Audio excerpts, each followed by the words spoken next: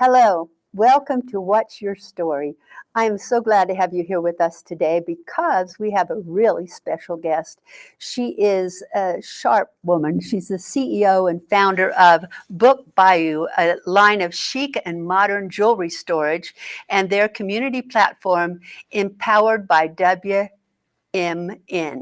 She is a writer, a philanthropist, a podcast host, a global speaker, and the mother of two beautiful little girls, and she has a baby boy on the way. Her mission is simple, and it is to remind women, especially moms, that they are not only capable, but so incredibly deserving of creating lives they love. Our guest is Krystal Jugarap. Oh, I screwed it up. I'm sorry. Did I not say it correctly? Jugarap. No, you did great. Jugarap, yeah. Everyone tends to overcomplicate it. I'm always so afraid of saying someone's name wrong because you want to be sure that you treat your guest really super, and everybody mispronounces my name, so I don't know why I care so much, but I do. You know, the one lady, my name starts. It's Morio, like Oreo cookies with an O on each end of Oreo, and I said that to a lady one day, and so when she introduced me, she didn't remember that. She remembered Olio, so she introduced me as Judy Molio. So I'm sorry if I messed up your name, but your name is it's just like it looks, right? Jugarap. Exactly, yeah. And you did great for a first effort. So thank you. All right, thank you. Um, I'm so excited to have you here today because you're a busy woman. You're a mom, and you're got another baby on the way, and you're running a couple of major businesses. And I just don't know how you do it all. I absolutely don't know how you do it all. What made you decide to go out and be an entrepreneur? Well, first of all, going back to what you just first said, I don't know how I do it all either, but somehow, somehow we get through it, right? But I had the entrepreneurial itch since high school. And me taking that deep dive into business was kind of really serendipitous, right? I always had that itch. And growing up, I was in this really creative environment. So things like doing DIYs were really part of my DNA. I love being creative and innovative. And then I think kind of tying into that creativity, I've always loved fashion as well because you can kind of play with different styles. So those were two loves from pretty early on. And when I was in high school and I had that entrepreneurial itch, I was still very much in this perfectionist mindset, right? And I was kind of also that kid that liked to follow the rules.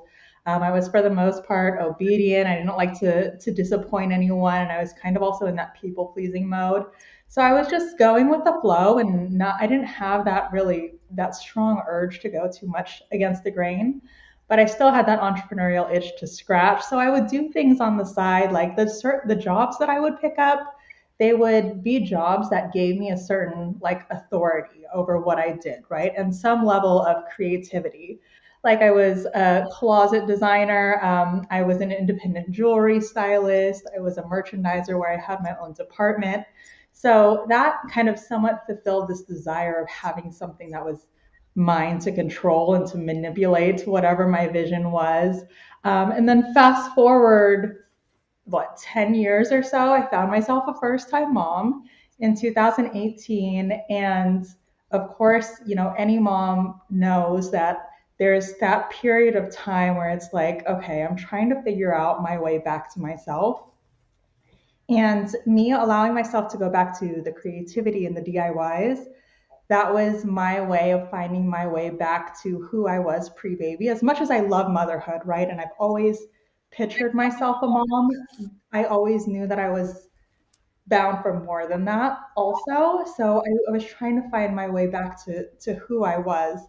And then from my time as a jewelry stylist, I had accumulated so much jewelry and it was kind of just overtaking my shelves. And with a new baby in tow, shelf space is like super valuable, right? So I had to figure out a way to stash my jewelry in a way that made sense to me, that was compact. But because I love fashion, I love interior design, I wanted something that looked really great too.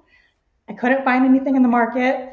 And because of my DIY background, I was like, you know what? I'm just going to make one for myself.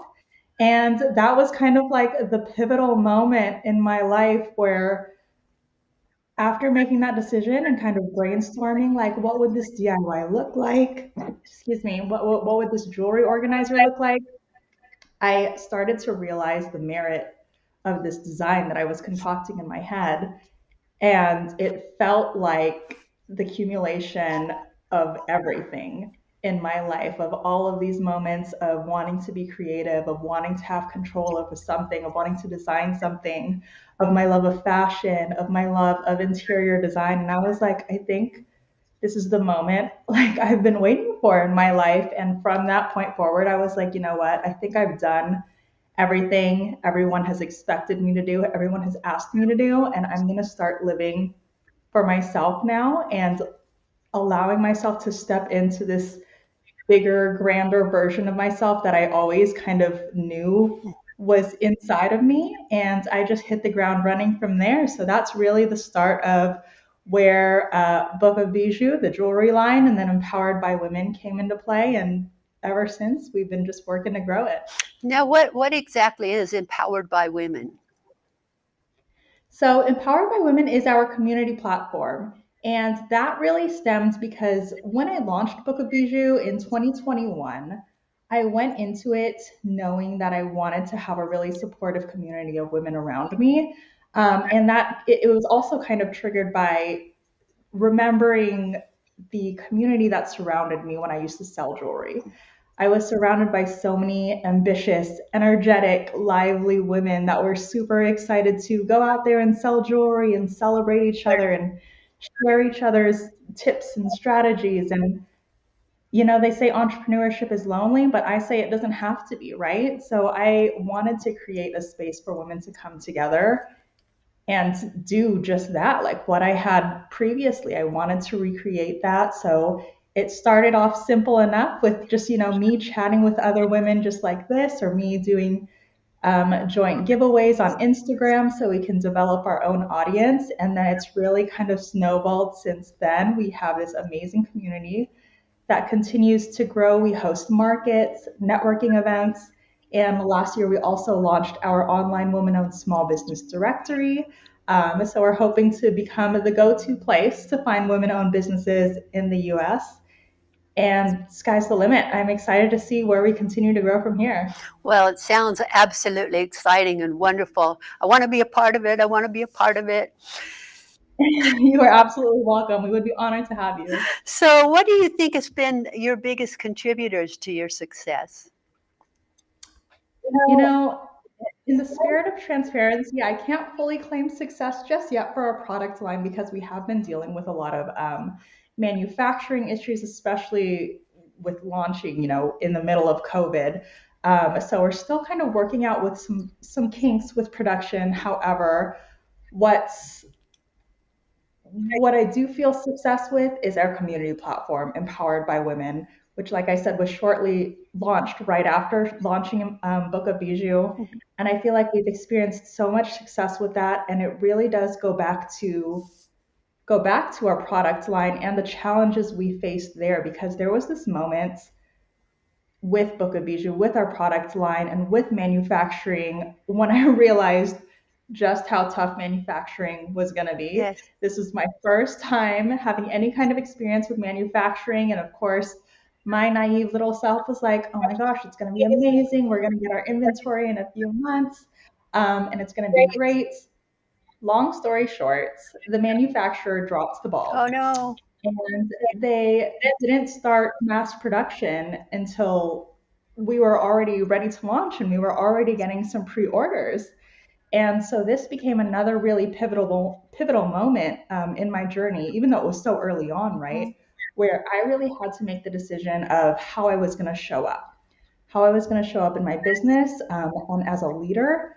And I was deciding, like, do I want to be one of those businesses that just show all of the highlights, all of the pretty things, all of the things that are going well? Or do I want to really be the face of my business? Do I really want to show up with transparency and vulnerability? And I chose the latter.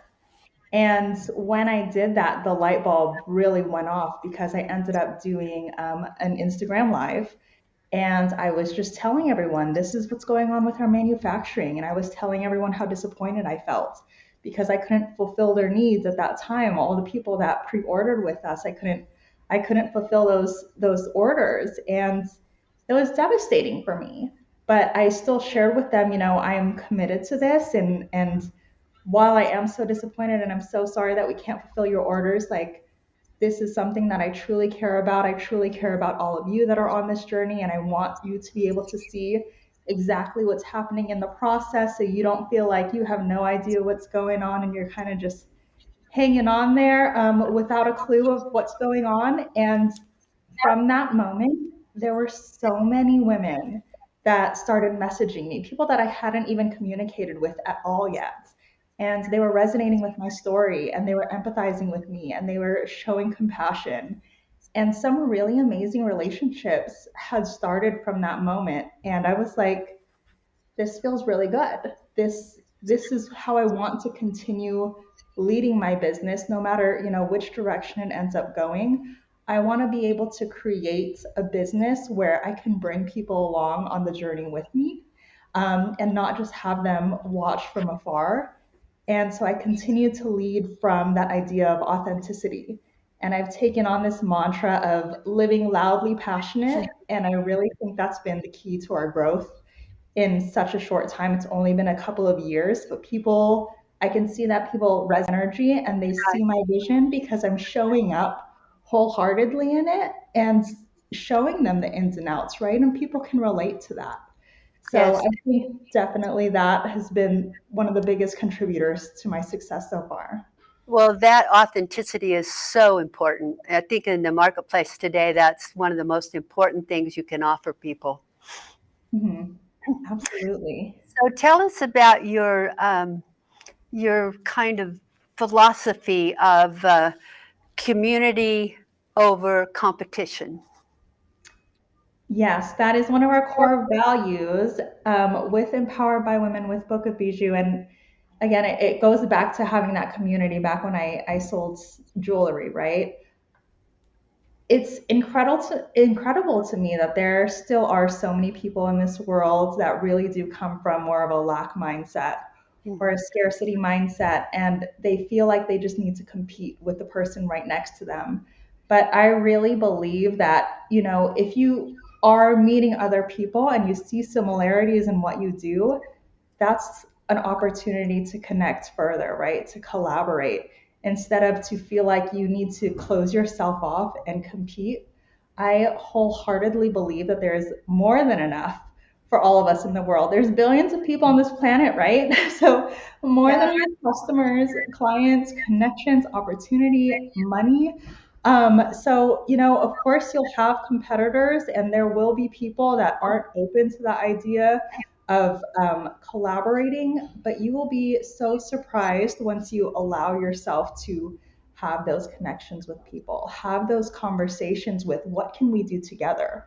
What can Mhm. we do to help each other win? Who can I connect you to? Who can I introduce you to? What can we share amongst each other so that we can both continue to grow, continue to expand? I've seen firsthand how beautiful collaborations can be, not just for your business, but just for your mentality about your business too, right? It opens up so many doors and it encourages creativity and innovation. And it honestly just takes you so much further than constantly feeling like you're having to compete with the next person or gatekeep every little thing. I strive to remind everyone that you as a person, you are a unique individual. Your message doesn't have to be unique. Even if you have a similar business to someone, what you're bringing to the table is completely different than what they're bringing to the table. If you're coming to it with authenticity and passion. So like I said, I've even in these past 2 years, just me showing up kind of with open arms to everyone around me. I've had so many women come to me and say, what can I do to help you? Right? I want to be a part of this. How can we do this together? And then the collaborations keep building. And that's how you keep building your audience. And then more and more people want to join in on the journey with you, right? So Right. that's been contributor to our success for sure. Just being open to the collaborations, not even just open to it, but really encouraging that and trying to find them in every little opportunity. I've really noticed the difference because when I was a young woman and went into my first business, I was 24 years old at that time, and everybody wanted to be the only woman. You know, I'm the only woman that's done this, or I'm the youngest woman that's done this, or and women didn't collaborate. It was really a lot of competition out there. And then a couple of years after I opened, I got involved with a group called the Seroptimist International, which were business women that were helping each other. And it was phenomenal. It changed my life. Because the women were collaborating on things, and they were doing charity projects and doing things for the community. And I love that group of women. In fact, years have gone by, and we're still, those of us who are still alive, we're still friends. So it was a wonderful experience to go through that. But now I see, when I'm working with you younger people, I see how you collaborate. It's amazing what I see you guys doing. It's just fabulous, and I so am proud of you for doing that. Tell me this, because you run a couple businesses, you've got a married life, you've got little kids, you've got another kid on the way. How on earth do you manage all of that, especially when the mom guilt creeps in? It's tough. It's tough to say the least. But this is actually a topic that I'm really passionate about talking about because I think so often in this conversation about mompreneurship, right, or juggling motherhood and entrepreneurship, oftentimes the conversation is so focused on how difficult it is, but it's also so incredibly rewarding. And I'm such a proponent of reframing your perspective, right? So, of course, the mom guilt is going to be there. It never completely goes away. There are still moments in time where I feel it creeping in, but I've done a lot of work since becoming a mom in 2018. And a lot of it has to do with that reframing, right? It's really funny when you think about it. I actually still have a full time job that I'm also juggling. Oh, And and it's so funny because for all of my for anyone that's listening out there that is juggling a full-time job and juggling a business that you're trying to grow, that maybe you're hopefully planning on leaving your full-time job to work your business full-time. There are so many times where in our full-time job we can say no to our children. Oh, sorry, can't do that right now, I gotta work, right? But then when it comes to our business, for some reason we have so much guilt saying that. But why? I mean, for me, I know that my business, this is something that I want to be my career, hopefully in the next year, next couple of years, and I'll no longer have to be juggling my full time job. But I recognize how important it is to me and what the long term game is, right? I am trying to build this business not just for myself, not just because it's something I'm passionate about, but something because it's for my family. I want to be able to create financial freedom, time freedom, so that I can work whenever I want, wherever I want, and have that flexibility to spend time with my kids or treat them to a vacation or a fun trip yeah. or whatever it is that I want to treat them to. And while I know it's tough now, there's been so many incredible learning experiences that I've had in this moment. And a lot of it in the past few years has really been, for one, you will make time for what's important to you, right? And this is really important to me. So, there is going to be some sacrifice, whether it's sacrificing a little bit of sleep or being really mindful of all of those little moments that you have in between your day. Maybe, listening to strategy podcasts in the car is what I used to do a lot, or while I'm at the gym, or doing some things while I'm waiting for the girls to fall asleep. I was always really mindful of my time, but then also just having grace with yourself, right? Mhm. People underestimate how powerful it is to just show up. So, as daunting as it can be for all the social media gurus and the business strategists to say you have to do this, this, and this on a daily basis or a weekly basis, even if you're just showing up every single day and doing little things step by step, that will continue to snowball Yes. and compound, right? And you will start to see that momentum. And it's also something that just, it really does make me a better mom. And it took me a while to realize that. But like I said at the beginning of our chat, I always knew that I was meant to be a mother, but I always knew that I was meant for more than that, right? So I know that I need time away from my children just to do something just for me. Mhm. And in the end, I look at my business as a form of self care because it's something that I'm so passionate about. And when I allow myself to step away from my kids, step away from my family, and focus solely on these things that I'm passionate about, I'm able to come back to my family much more patient, much more kind and compassionate and excited, right? It fuels my cup. It fills my cup to be able to do what I do, and then I can come back and also provide this learning lesson to my kids as well. Like, this is what I'm doing. This is why I'm doing it. And it's opening the world of possibilities to them. And I've seen that in them. I've seen kind of, like their brain ticking of like, this is what I want to do when I grow up. I want to have this business or I want to do this. And I really want them not to just know, but to see that there are infinite possibilities of them for them. And the fact that I've been able to expose them to this community of women that are doing things that they love and all different things too, I think has been the most incredible thing. Yes, it really is. And we're running low on time, but I wanted to ask you a couple more questions. What would be the most important tip you could give someone who's thinking about becoming an entrepreneur or is a new entrepreneur? What could you tell them that would help them on their journey? I feel like a lot of the times the tip is to just start, right?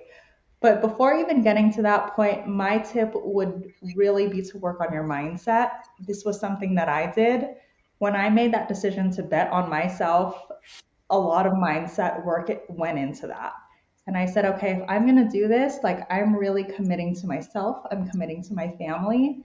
And one of the things that I think has made the hugest difference is making sure that I have a profound belief in myself and my ability to do it, right? So that kind of encompasses self-awareness and knowing what I am willing and not willing to do. But when you believe in yourself so strongly, so profoundly, nothing can stop you, right? There will inevitably be the naysayers and the people that don't quite get what your vision is. We all kind of go through it as entrepreneurs. But if you believe in yourself, even just a little bit more than they doubt you will continue pushing, right? You will continue striving to whatever grand vision it is that you have in your head.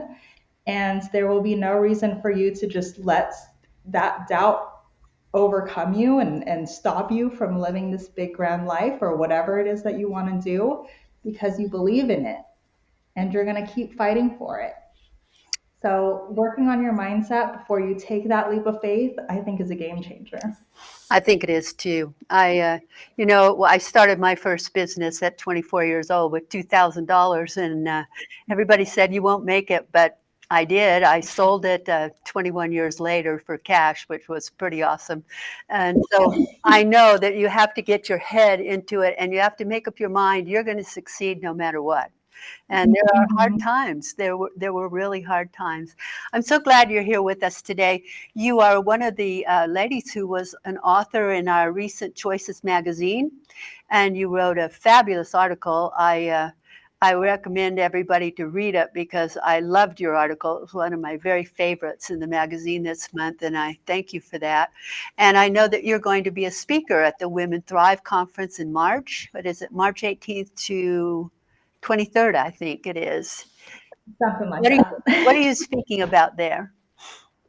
Community, as if it's any surprise, but building community and the power of it. I like it. I like it. Well, thank you Mhm. so much for being here. You're absolutely delightful. You're smart, you're intelligent, you're beautiful, and it's wonderful to have somebody like you on the show. I appreciate it. Oh my gosh, Judy, thank you so much. And all of those compliments right back to you. You are an absolute amazing person just to be around. I love your energy and how you show up on a daily basis. So thank you so much for having me here. Well, it's my pleasure, believe me.